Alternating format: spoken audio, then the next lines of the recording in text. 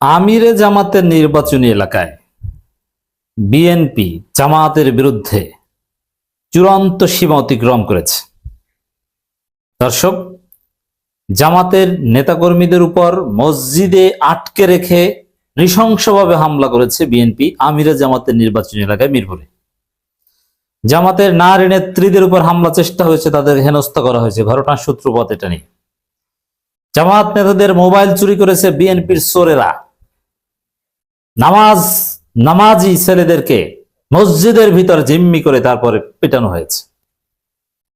অপরাধ কি?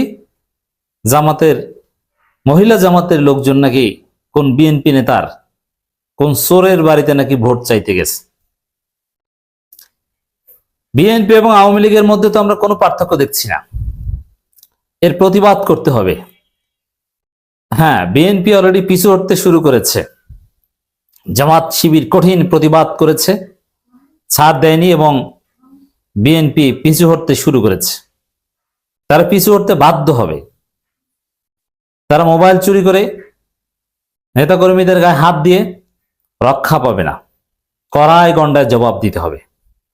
তবে মিরপুরের ঘটনায় জামাত শিবিরের যে রেসপন্স, এটা যথেষ্ট সন্তোষজনক এবং জামাত শিবিরের ইনস্ট্যান্ট রেসপন্স দেখেই বিএনপি ক্ষমা চাইতে শুরু করেছে। কিন্তু ক্ষমা চাওয়ায় কাজ হবে না। জামাতের নারী নেতাকর্মীদের দিকে যারা আঙ্গুল তুলে তাকাবে, ওদের আঙ্গুল ভেঙে দিতে হবে।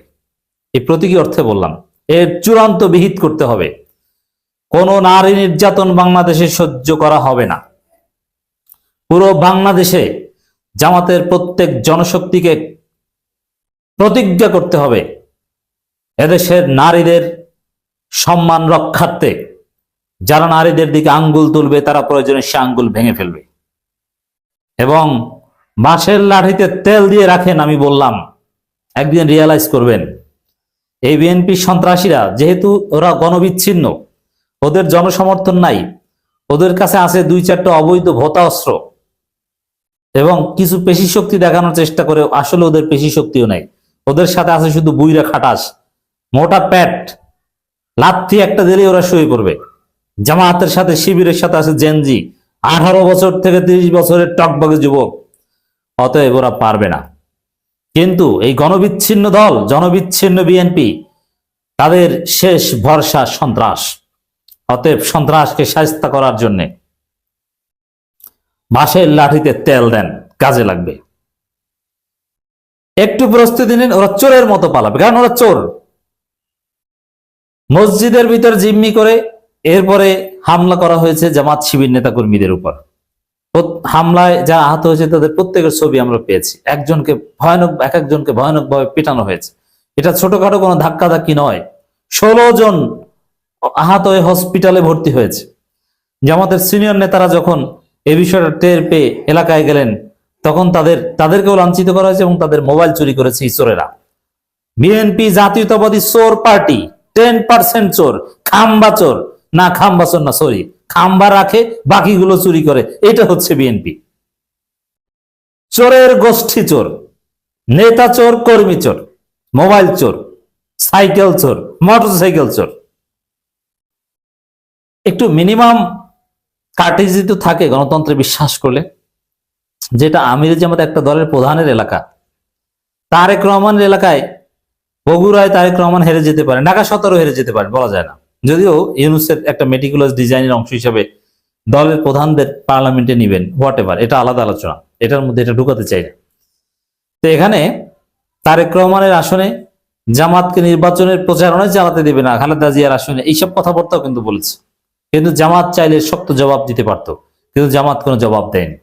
জামাতের পায়ে পড়ে ঝামেলা করতে চায় বিএনপি, জামাত সহ্য করছে। কিন্তু না, সব জায়গায় সহ্য করা যাবে না। বিএনপিকে যদি আপনারা উচিত শিক্ষা না দেন, ঢাকা 15-র হিসাব ঠিক আছে, জামাত শিবিরের লোকজন জড়ো হয়েছে, বিক্ষোভ মিছিল করেছে, যার ফলে সর্বশেষ খবর তারা ক্ষমা চাওয়া শুরু করেছে। ক্ষমা চাইলে হবে না, ফৌজদারি অপরাধের ক্ষমা নেই, বিচার হতে হবে। তবে সব জায়গায় আইনি প্রতিকার টাইমলি পাওয়া যায় না। এই জন্যই বলছি, বাঁশের লাঠি রেডি করেন, কাজে লাগবে। রাজনীতি এত সহজ নয়। বাংলাদেশ ইউরোপ আমেরিকা হয়ে যায়নি, রাতারাতি অবস্থার পরিবর্তন হবে না। অতএব বাঁশের লাঠি লাগবে। রাজধানীর মিরপুর ৬০ ফিট এলাকায় জামাত ইসলামী নেতাকর্মীদের উপর হামলা করার অভিযোগ উঠেছে স্থানীয় বিএনপি নেতাকর্মীদের বিরুদ্ধে। এতে অন্তত ১৬ জন আহত হওয়ার খবর পাওয়া গেছে। পীরের বাগ আল মোবারক মসজিদের সামনে এই ঘটনা ঘটে। দেখেন, খবর স্পষ্ট যে জামাতের উপর হামলা করেছে বিএনপি, কিন্তু বিএনপির দালাল মিডিয়াগুলো এটা রিপোর্ট করছে যে বিএনপি জামাত সংঘর্ষ, অথচ জামাত সংঘর্ষে জড়ায়নি। জামাত কারোর উপর হামলা করেনি, বিএনপি কাউকে আহত করেনি। জামাতের লোকজন জাস্ট বিক্ষোভ মিছিল করেছে। জামাতের বিক্ষোভ মিছিল এবং জামাত নেতাকর্মীরা দলে দলে ঘটনাস্থলে এসেছে, এটা দেখেই ওরা ভয় পালিয়েছে এবং দুঃখ প্রকাশ করা শুরু করেছে। কারা হামলা করেছে সিসিটিভি ফুটেজ আছে, ওদেরকে উচিত শিক্ষা দিতে হবে। ওদের কোন এলাকায় বাড়ি সবকিছু বের করে ফেলেন।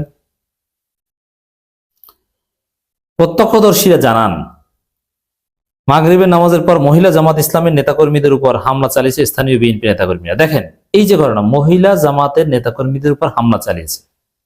আমার কথা ক্লিয়ার, যদি রাজনীতি করতে চান, মহিলা জামাত নেতাকর্মীদের উপর যারা হামলা করবে ওদের হাত ভেঙে দেন।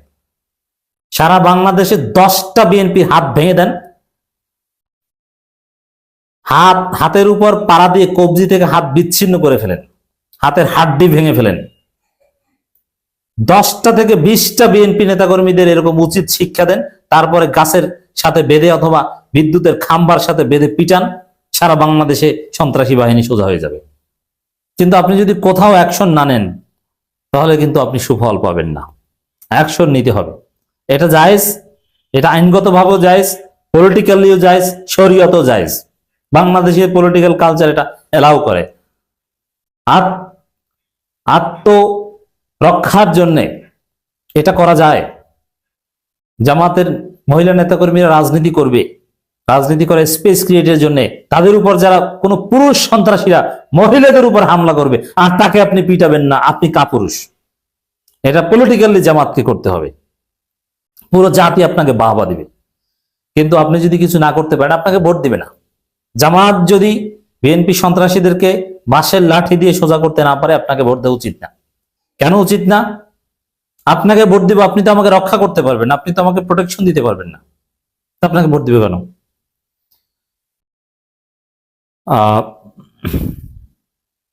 এরপরে যেটা বলা হয়েছে, এই সময় মসজিদের ভেতরে কয়েকজনকে আটকে রাখার অভিযোগ উঠেছে পুলিশের। মিরপুর পুলিশ তো বিএনপির দালাল।